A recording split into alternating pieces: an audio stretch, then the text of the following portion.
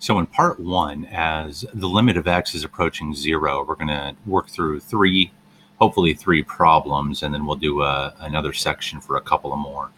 Essentially, we're going to use what we know about our trig properties that we've learned, as well as what we should remember now are just some basic trig identities. So we have our limit properties, and trig identities that we use, as well as some basic algebra to solve these.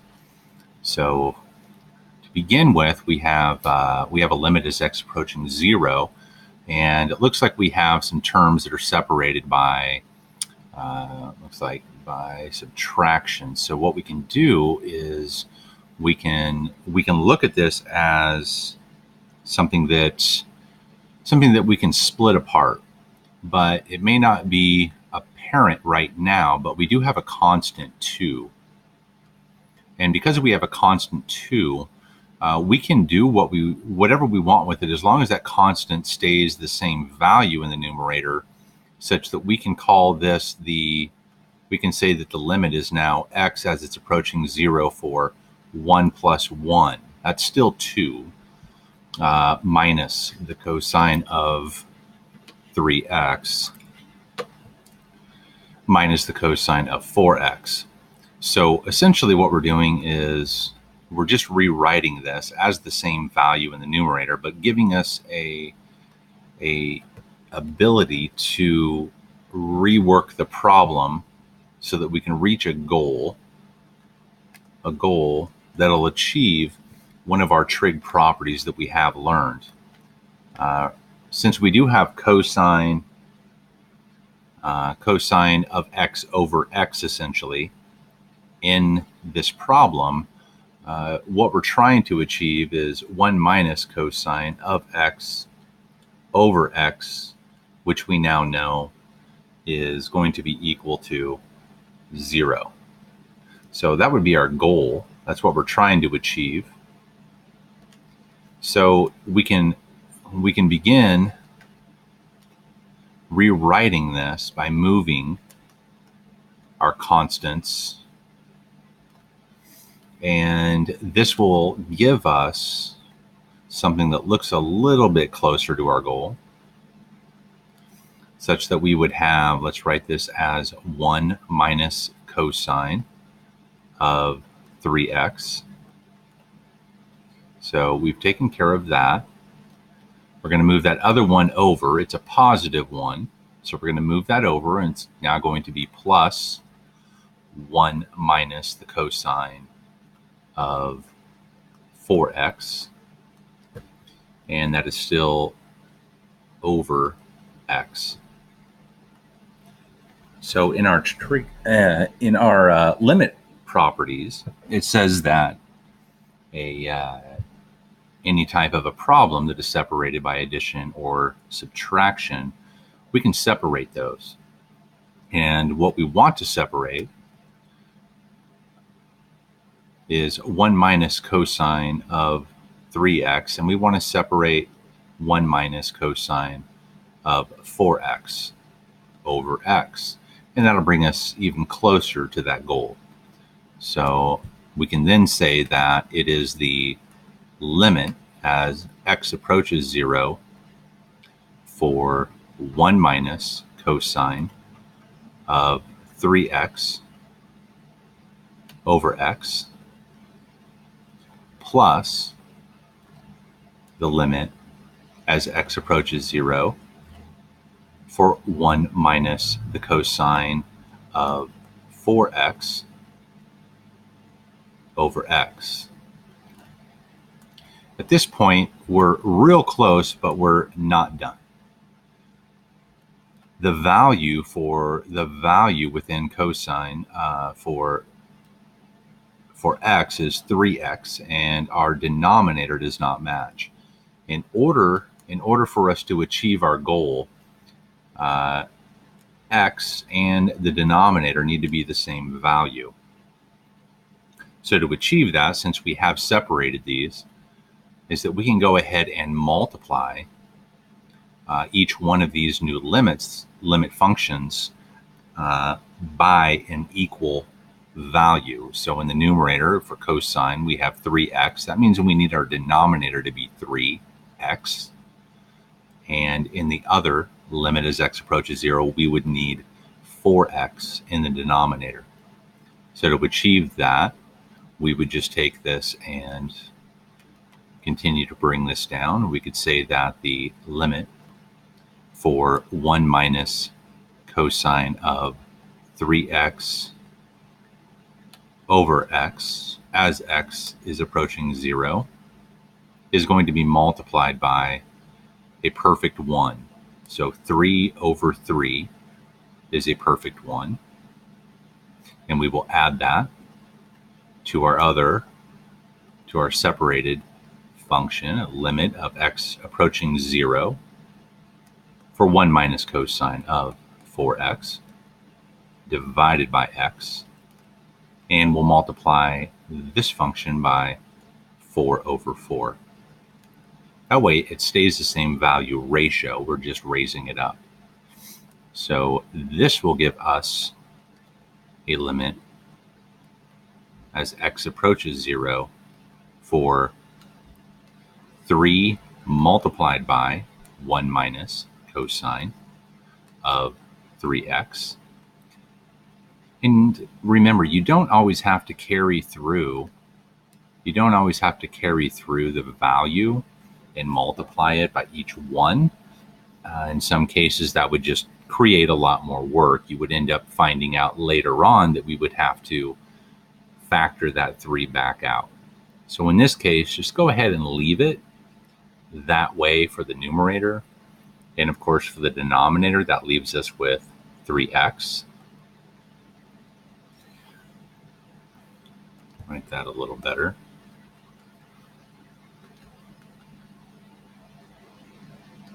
So now we have 3x in the denominator, which matches our cosine of 3x.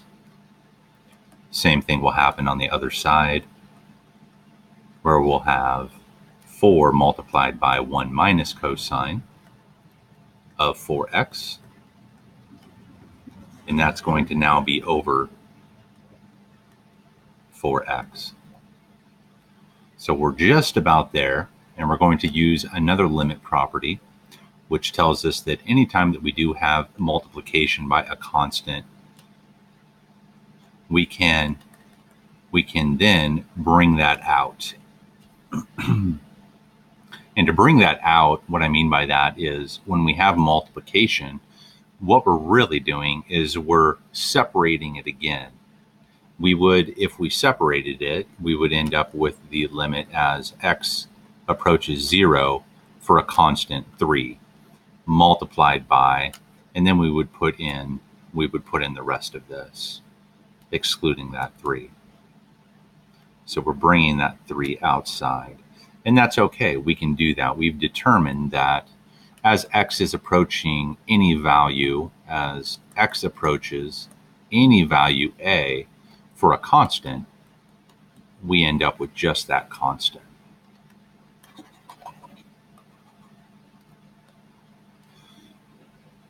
So we can now rewrite this, and we can actually start solving this down. Since we know that 1 minus cosine of 3x over x is going to give us 0, we can go ahead and rewrite this as the value 3 multiplied by, and we know that this is going to give us 0 plus, and we'll do the same thing here for this constant as well, plus 4 multiplied by,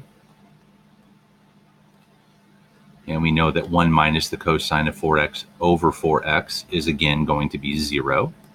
So this gives us 0, which gives us a value of 0. So let's move on to the next one. Hopefully we get through that a little faster. So in this case, we have an x squared minus 3 multiplied by sine x over x. And in order for us to achieve this one, we're going to use our limit property that states we can separate these.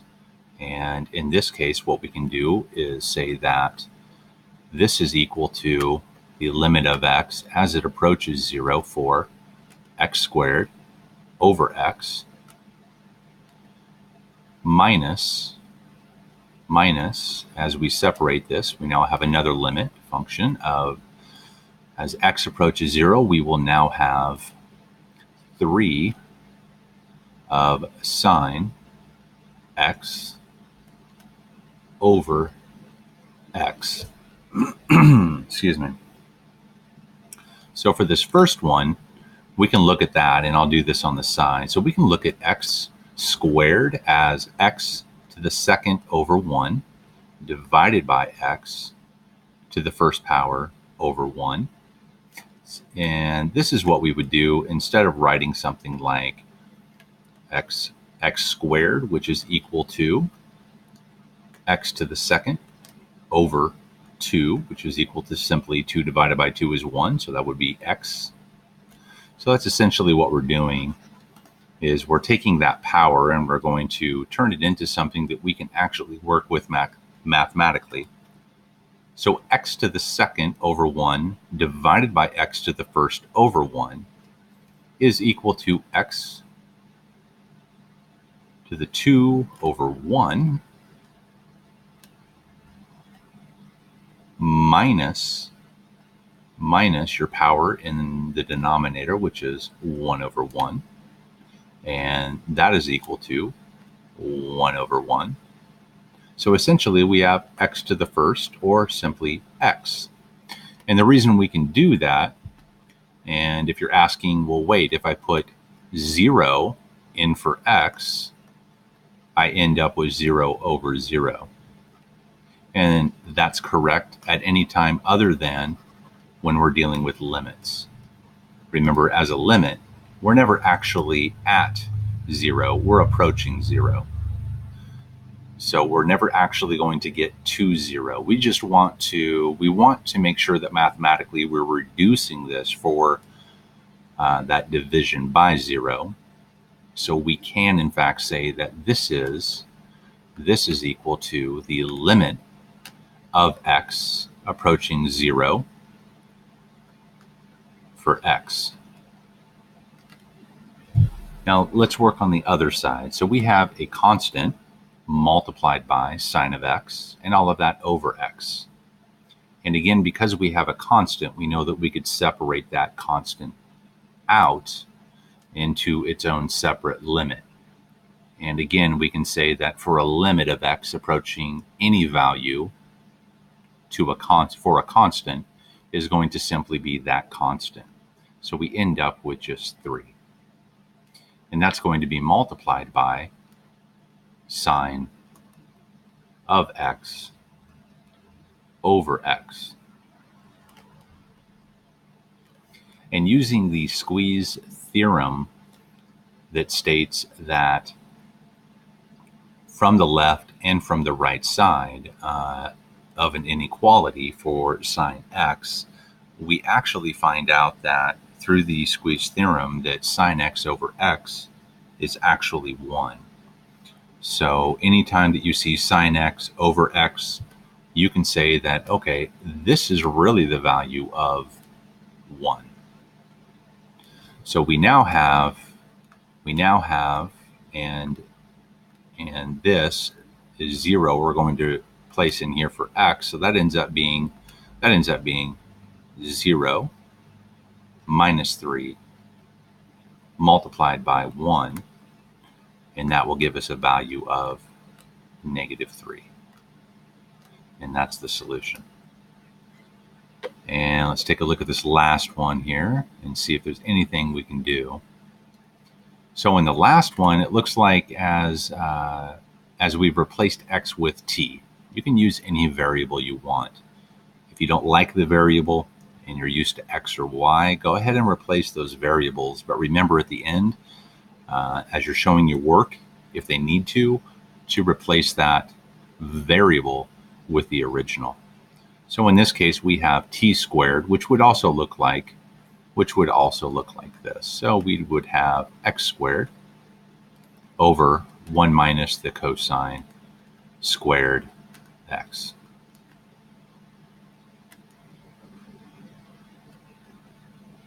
So what we can do with this is we'll look immediately for any type of a trig identity. We know that for the cosine squared x plus sine squared x is equal to 1 for a unit circle.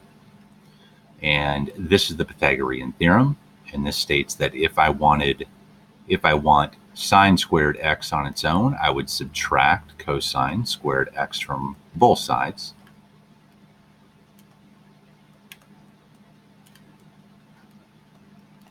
And that would give me sine squared x is equal to 1 minus cosine square x. And we have an identity that we can use. So when we use that identity, we can replace the denominator with sine square x. So let's do that. So we're going to say that we have x squared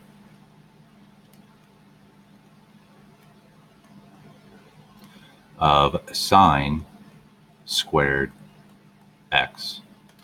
And this is great because we do know as a goal that if we have these values in a little bit different form, let's say the reciprocal of what we currently have there, it would look like this. We would have sine squared x over x squared.